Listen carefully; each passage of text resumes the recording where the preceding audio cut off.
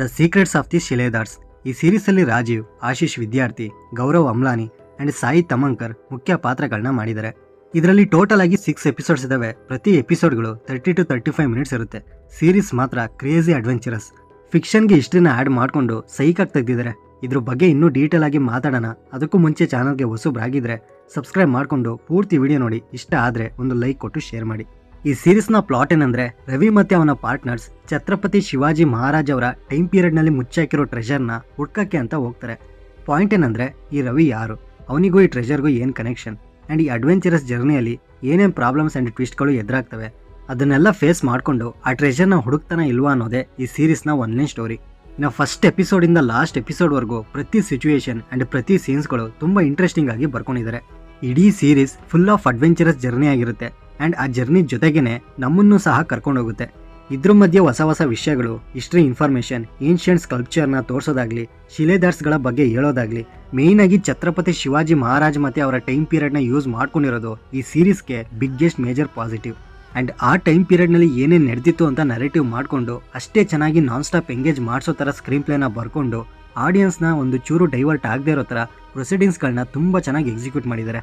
ಇಡೀ ಸೀರೀಸ್ ಒಂದು ಟ್ರೆಷರ್ ಸುತ್ತಾನೆ ಸುತ್ತುತ್ತೆ. ಅದು ಬಿಟ್ಟು ಎಕ್ಸ್ಟ್ರಾ ಅನ್ನೆಸೆಸರಿ ಸೀನ್ಸ್ ಆಗಲಿ, ಅನ್ನೆಸೆಸರಿ ಸಿಚುವೇಶನ್ಸ್ ಆಗಲಿ ಏನೂ ಆ್ಯಡ್ ಮಾಡಿಲ್ಲ. ಆ್ಯಂಡ್ ಎಪಿಸೋಡ್ ಟು ಎಪಿಸೋಡ್ಗೆ ಕ್ಲಿಫ್ ಹ್ಯಾಂಗರ್ ಡೀಸೆಂಟ್ ಆಗಿದ್ರು. ಒಂದು ಎಪಿಸೋಡ್ ಫುಲ್ ನೋಡಿದ್ರೆ ಸಾಕು, ಕ್ಲಿಫ್ ಹ್ಯಾಂಗರೇ ಬೇಡ ಈ ಸೀರೀಸಲ್ಲಿ. ಮುಂದೆ ಬರೋವಂಥ ಎಪಿಸೋಡ್ಗಳನ್ನ ಒಂದಾದ್ಮೇಲೆ ಒಂದು ನೀವೇ ನೋಡ್ತಾನೆ ಇರ್ತೀರ. ಈ ರನ್ ಟೈಮ್ ಮತ್ತು ನಂಬರ್ ಆಫ್ ಎಪಿಸೋಡ್ಗಳನ್ನ ಪರ್ಫೆಕ್ಟಾಗಿ ಯೂಸ್ ಮಾಡ್ಕೊಂಡಿದ್ದಾರೆ.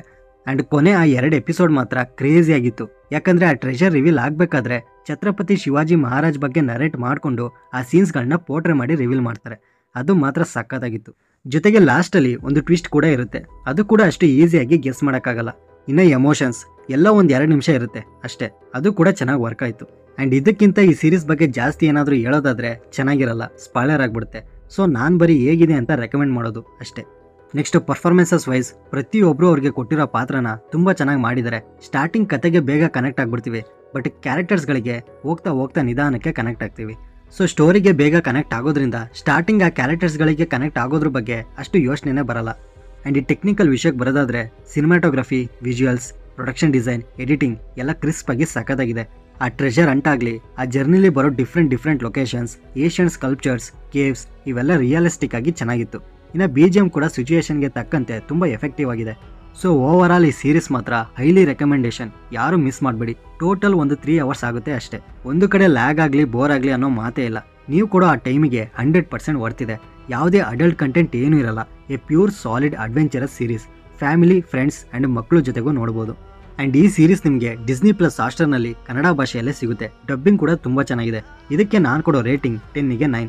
ಆಲ್ರೆಡಿ ನೀವೇನಾದರೂ ನೋಡಿದರೆ ಈ ಜರ್ನಿ ನಿಮಗೆ ಯಾವ ರೀತಿ ಎಕ್ಸ್ಪೀರಿಯನ್ಸ್ ಕೊಡ್ತು ಅಂತ ಕಮೆಂಟ್ ಬಾಕ್ಸಲ್ಲಿ ತಪ್ಪದೆ ತಿಳಿಸಿ.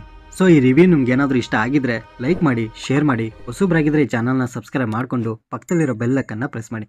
ಮತ್ತೆ ಸಿಗೋಣ.